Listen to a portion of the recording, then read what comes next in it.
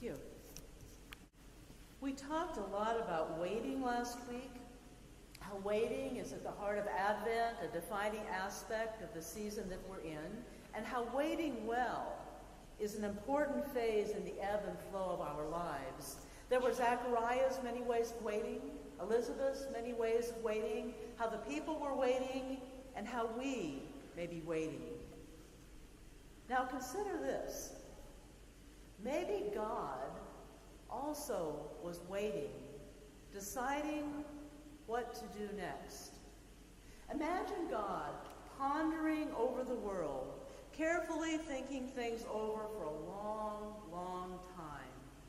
The abiding holy, the creative love of the universe that brings into being and gives life, God, recalling the vast beauty of the earth and its creatures, God watching the devastation now in the world.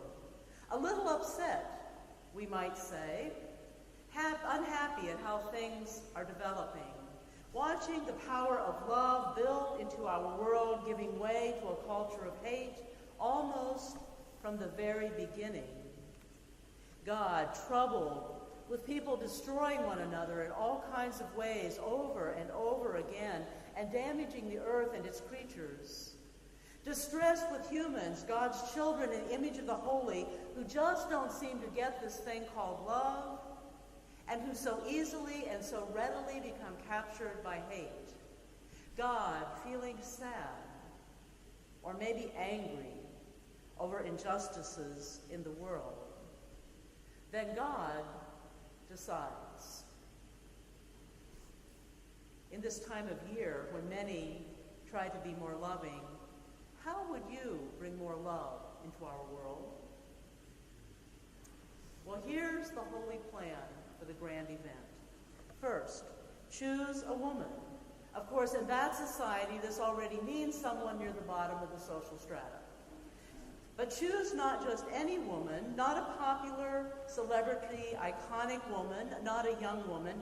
Take an old woman, at least an old woman by the standards of the day, someone even closer to the bottom of the social ladder, at least back then in that culture, although a well-to-do woman. But not just any rich old woman. Choose one who's really on the outside, on the margins, with even less status because she has no children. One that you might shun, keep on the edges.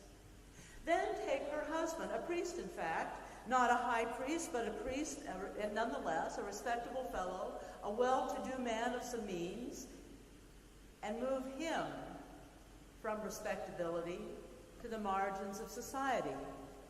Take away his ability to speak. Make him a man without a voice, a male expected to take charge, speak up, get things done, and take away his power. Make him someone easy to ignore, maybe even avoid. Then, promise this couple a son. Not a sweet little baby boy to enhance the family's status, maybe by becoming a priest himself one day or entering some other high-level profession. Nope. Give them a son, but a rather eccentric son. One who wanders around in the desert, neither drinking the common drink of the day, nor eating the customary food, no wine, no bread. Give them a prophet who tells the people they are a brood of vipers, or bad trees to be cut down and thrown into the fire. A son who publicly condemns the king and ends up getting himself killed. Well, that's the holy plan for ushering love into the world yet again to fix things and make the world right. But wait, there's one more. The young unmarried woman who's pregnant, which could actually get her stoned to death. Imagine the conversation around that dinner table. Mom's distraught, fearing for her daughter's life, wondering what she could have done to keep this from happening, feeling the shame, watching the neighbors glare, whisper, tisk their tongues, and shake their heads. Dad's angry, wanting to know who did this, who was the man. Mary's bewildered, alone, scared, telling them she didn't do anything. There is no man. God's Spirit did this. Right. Imagine the look on her parents' faces. Hear the questions repeated over and over again with a little more volume each time. Who's the father? You have to tell us who brought this shame on our family. Who did this? Mary is not in a good situation, and most especially in the context of her time and place. A questionable cast of characters, to say the least, who are somehow supposed to fix the world. Unbelievable. People on the outside, in the margins, who would even listen to them? Wouldn't you think God could come up with something better than this? At least choose someone who might be able to make a difference? But then again, maybe we're the ones who don't understand love. Powerful, transforming love that changes the world, wiping out hate, setting the world right. The beginning of Luke starts to show us love is not a warm, tender feeling, not a smile, a hug, a compliment, not just going along with the status quo even if we think it's wrong, not just keeping the boat from rocking.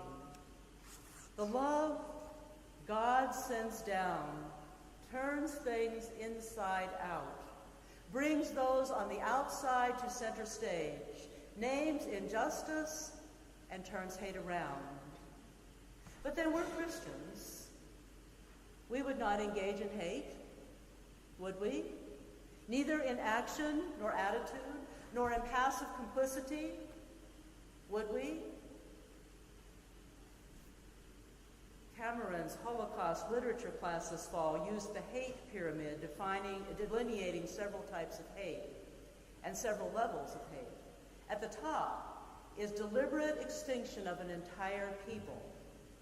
A little below that is murder, rape, terrorism, but we wouldn't do any of these things. Then working your way a little further down the hate pyramid is scapegoating, stereotyping, rumors, accepting negative information and screening out positive information, non-inclusive language. But we don't do any of those things, do we? How would we have talked about the motley cast of characters God brought together in the Christmas story? How would we have related to them? How do we talk about each other?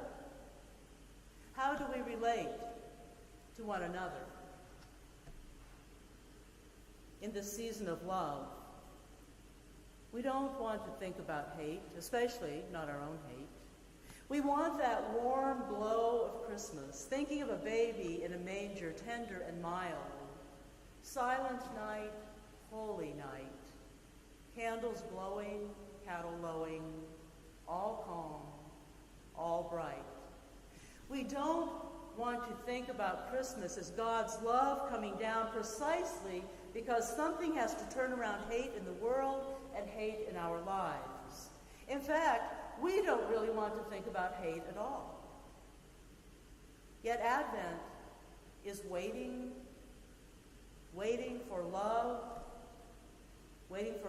to come, real love to come, that actually changes something, waiting for hate to be overcome, waiting for justice to prevail. Christmas is God's love coming to the world in the midst of injustice and evil of all kinds, on every level, turning hate around and changing the world.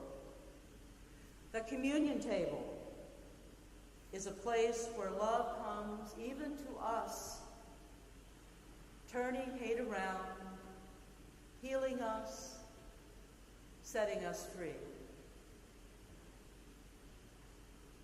Thanks be to God. Amen.